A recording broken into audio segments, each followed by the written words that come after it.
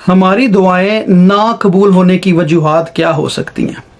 क्योंकि हम बहुत दुआएं करते हैं बाज़ औक़ात, लेकिन वो दुआ कबूल नहीं हो रही होती और हम परेशान भी हो जाते हैं। हम उसके बारे में सोचते हैं कि खुदावंद मैं तो रोज़ा रख कर दुआ कर रहा हूँ, फिर भी मेरी दुआ का जवाब क्यों नहीं आ रहा। बहुत सारी वजूहात हो सकती हैं दुआ का जवाब ना आने की वजह, लेकिन मैं आपके साथ सिर्फ 6 वजूहात आज शेयर करने लगा हूँ। सबसे बड़ी और पहली वजह जो होती है ना, वो ये होती है कि हमारी दुआ में ईमान है कि नहीं है। हमने दुआ ईमान से मांगी है कि नहीं। हम कोई शक व शुबा तो नहीं कर रहे, हमारे में बेएतकादी तो नहीं है। सुने, लिखा है कि मगर ईमान से मांगे और कुछ शक ना करें, क्योंकि शक करने वाला समुंदर की लहर की मानित होता है, जो हवा से बहती और उछलती है। ऐसा आदमी ये ना समझे कि मुझे खुदावन से कुछ मिलेगा। वो शख्स दो दिला है और अपनी सब बातों में बेक़याम। सब बातों में बेक़याम, वो दो दिला है, वो शक करता है। वो ऐसा ना सोचे कि उसकी दुआ कबूल होगी। इसीलिए यीशु मसीह ने बारहा बार सबको बल्कि यही कहते थे कि फक्त एतकाद रखो। तेरा ईमान कहाँ है? ईमान रख, शक ना कर। और खुदा कहते हैं कि अगर तू इस दरख्त से भी कहे कि उखड़ कर इस समुद्र में जा गिर, वहां पर जा लग, तो ऐसा ही हो। और इसके बारे में तू कुछ शक ना करे तो ऐसा ही हो जाएगा। ईमान जो है वो जमीन आसमान को हिला देता है, ठीक है। और ईमान की दुआ जो है वो बड़ी ताकतवर दुआ होती है, और यीशु मसीह इसकी सबसे बड़ी एग्जाम्पल है। ईमान से वो मांगते थे। मुर्दा ऐसे कफन पहने बाहर आ जाता था, कहा है लाजर बाहर आ जा, लाजर बाहर आ गया। कफन लिखा है कि वो जो कफन में कफन समेत था, लिपटा हुआ था, वो बाहर आ गया और खुदा ने कहा कि इसको खोलकर जाने दो। ईमान है कि नहीं हमारे अंदर? एक ये बात है कि बेतकादी की दुआ नहीं होनी चाहिए। ये नहीं कि दुआ तो कर ली है और उसके बाद सारा दिन हमारे मुंह से वही मायूसी और नाकामी और ऐसी बातें निकल रही हैं जिसके लिए हम दुआ कर रहे थे, ठीक है जी। कॉल फेल में हमारे तजाद नहीं होना चाहिए। दूसरी बात, हम रॉन्ग मोटिव से मांगते हैं, हमारी नीयत साफ नहीं होती। कलाम में लिखा तुम ऐशो इशरत के लिए मांगते हो जिसकी तुम्हें जरूरत नहीं है। तुम अपने दिखावे, अपनी शान ऊंची करने के लिए मांग रहे हो, ठीक है। सुने, लिखा है तुम ख्वाहिश करते हो और तुम्हें मिलता नहीं, खून और हसद करते हो और कुछ हासिल नहीं कर सकते। तुम झगड़ते और लड़ते हो, तुम्हें इसलिए नहीं मिलता कि मांगते नहीं, तुम मांगते हो और पाते नहीं इसलिए कि बुरी नीयत से मांगते हो, ताकि अपनी ऐशो इशरत में खर्च करो, ठीक है जी। ऐशो इशरत में हम खर्च करो, हमारी नीयत साफ नहीं है। हम किसी की भलाई के लिए नहीं, कोई अच्छे काम के लिए नहीं, हम अपनी जाती अना मुफाद के लिए, लालच के लिए। और ये बातें खुदावंद को बिल्कुल नापसंद है। खुदावंद जो बरकत देता है, खुदावंद चाहते हैं कि उस बरकत में दूसरों को शामिल करें। वो दूसरे भी, जैसे एक फैमिली एक यूनिट है ना, माँ बाप बहन भाई बच्चे जो हैं, ये एक फैमिली यूनिट है। इसमें खुदा जो भी बरकत देता है वो यही होता है कि सारे इसको मिल बांट कर खाएं, बैठें, यूज करें।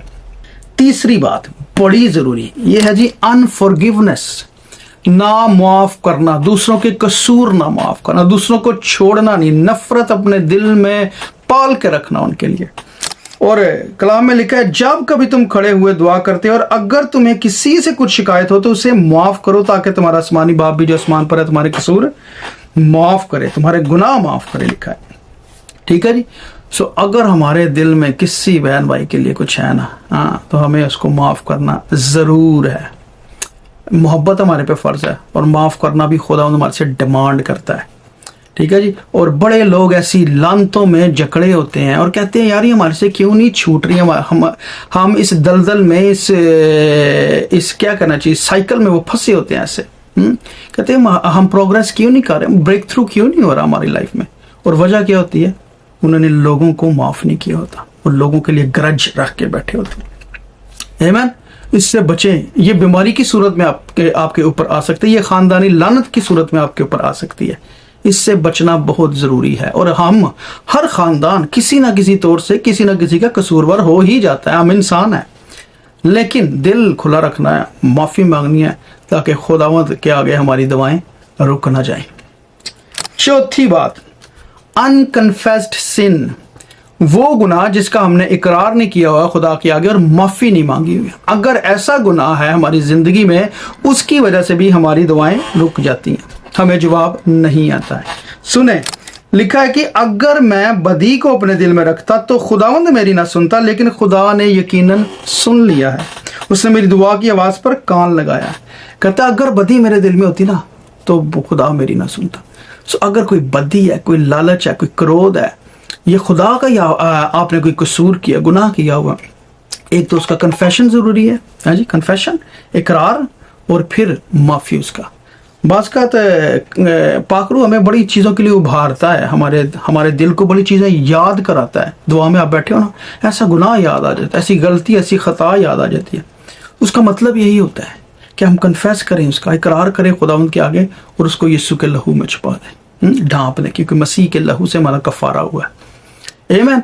और फिर हम खुदावंद के आगे दलेर हो जाता है, फिर क्लियर हो जाता है हमारा मामला, फिर हमारी दुआ के लिए थ्रू हो जाएगी, हमारी जो कुछ मांग रहे हैं खुदावंद सुन रहा है, उसका जवाब भी देगा। आमीन।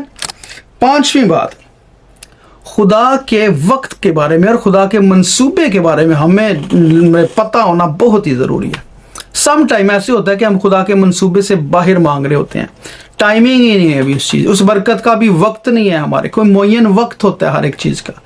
कलाम में लिखा है कि आसमान के तले ज़मीन पर जो है ना, हर एक इंसान को एक मौका दिया गया, हर एक चीज़ का एक मौका और एक वक्त है, पैदा होने का एक वक्त है, मरने का एक वक्त है। सो खुदा के वक्त को, खुदा के मंसूबे को जानना बड़ा ही ज़रूरी होता है। जैसे यीशु मसीह गतसमनी में थे और खुदा ने दुआ की कि अय बाप अगर हो सके तो ये पहला मुझसे टल जाए, लेकिन अगली बात पता क्या थी, क्योंकि पहला तो कौन नहीं था टला, कहते थे कि फिर भी मेरी मर्जी नहीं बल्कि तेरी मर्जी पूरी हो। यीशु मसीह को पता था कि जो बाप का इलाही मंसूबा है ना, मैं इंसान होते हुए, हैं वहाँ पे खुदाई पहलू नहीं उनका, इंसान होते हुए, ठीक है ना, मैंने खुदा के ताबे रहना, और बाप की मर्जी पूरी हुई थी। और हमारे साथ भी ऐसे होना चाहिए कि हमारी कभी कभी मर्जी ना भी पूरी हो तो खुदा की तो मर्जी पूरी हो रही है ना, वो भलाई ही, उसमें फ़ायदा ही फ़ायदा आपका। शायद अगर आपकी मर्जी, आपकी कोई ख्वाहिश पूरी हो जाती तो शायद वो आपके लिए बाद में नुकसानदेह भी हो सकती थी, शायद आप आजमाइश में गिर सकते किसी सबब से। लेकिन अगर खुदा की मर्जी पूरी हो रही है तो फिर खुदावन तो भलाई का खुदा है, वो आपको संभालेगा। आमीन। छठी बात और आखिरी बात ये है जी, नॉट हेल्पिंग अदर्स। हम दूसरों की मदद नहीं करना चाहते, हम दूसरों के लिए जैसे कदूरत और नफरत अपने दिल में बनाकर बैठे होते हैं, और हम माफ़ भी नहीं करते और हम मदद भी नहीं करना चाहते। कलाम में लिखा है, जो मस्कीन का नाला सुनकर अपने कान बंद कर लेता है वो आप भी नाला करेगा और कोई उसकी ना सुनेगा। खुदा तो दूर की बात, कोई उसकी ना सुनेगा। अगर हम चाहते हैं कि हमारा इंसाफ जो है वो रहम से किया जाए, तो कलाम कहता है कि तू भी रहम कर, ताकि तेरा भी इंसाफ रहम से किया जाएगा। आमीन। हमें जो है ये बुनियादी 6 बातें मैंने आपको बताई, और भी काफ़ी बातें हो सकती हैं। देयर आर स्पिरिचुअल वॉरफेयर्स, पास का शरारत की रूहानी फौजों के साथ जंग हो रही होती है, ठीक है, ये भी एक बहुत बड़ी वजह होती है। लेकिन ये तो वो है जिनका ताल्लुक डायरेक्टली हमारे साथ है, जो हम कर सकते हैं। और जब हमारी ज़िंदगी ऐसी पाकीज़ा और साफ़ होती है, अलाइन होती है, खुदा के साथ रिश्ते में होती है, पाकरू की संगत में होती है, फिर कलाम में लिखा है कि जो है ना, हमें बाज़ का दुआ करने की ज़रूरत भी नहीं पड़ती। लिखा है कि वो अपने महबूब को तो नींद ही में दे देता है। आमीन। ऐसे बन जाए कि खुदावंद हमें नींद ही में दे दे। वो हमारी ख्यालों की, लिखा है, छानबीन करता है, वो हमारे ख्यालों को जांचता है कि इसको क्या चाहिए, ज़रूरत किस बात की। खुदा हमारे मांगने से पहले ही जानता है कि हम किन किन चीज़ों के मुश्ताक हैं, ज़रूरत क्या है, और वो पूरी कर देता है।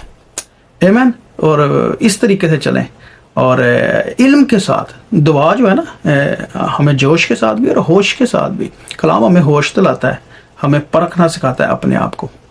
आमीन। आई होप खुदा ने आज आपको बरकत बख्शी है और अपने कलाम का इल्म भी बख्शा है। God bless.